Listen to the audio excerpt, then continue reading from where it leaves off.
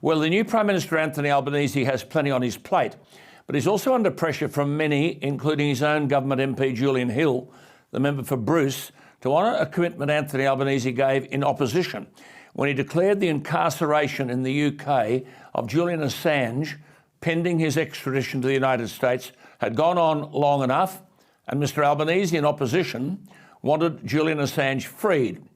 Julian Hill is a member of the bipartisan Bring Julian Assange Home parliamentary group, and he said, and I quote, "I hope one of the first acts of our new cabinet will be to speak up for our fellow citizen and demand the US government drop the shameful prosecution of Julian Assange," unquote.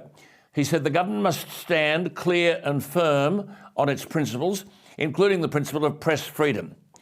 Julian Assange's Australian human rights lawyer in London, Jennifer Robinson, reiterated her plea for the Australian government to use its influence to request the United States to let Assange come home.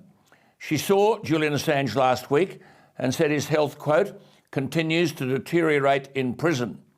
Julian Assange is in Belmarsh prison, disgraceful outfit, where he's been since 2019. It's a maximum security prison in the UK, reserved, do you mind, for violent criminals and offenders. Now remember, Julian Assange has been imprisoned without any conviction.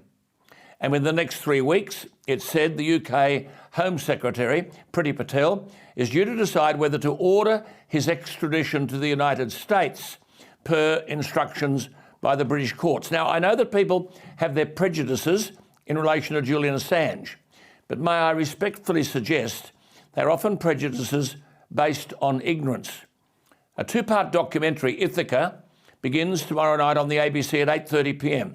and the following Tuesday, the 14th. It's simply titled Ithaca, A Fight to Free Julian Assange. Now, since Homer's Odyssey, Ithaca is a metaphor for the human journey through life, a metaphor for all destinations, the supreme aim that every man tries to fulfil all his life. It's appropriate, therefore, that tonight we talk about this to his brother Gabriel Shipton. But firstly, this. Julian Assange is an Australian.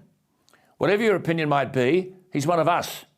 As a senior political figure wrote to me last year, quote, being thrown into jail until he dies because he exposed secrets that the US admits did not cost lives, unquote. Julian Assange professionally is an Australian publisher. He's not accused of hacking.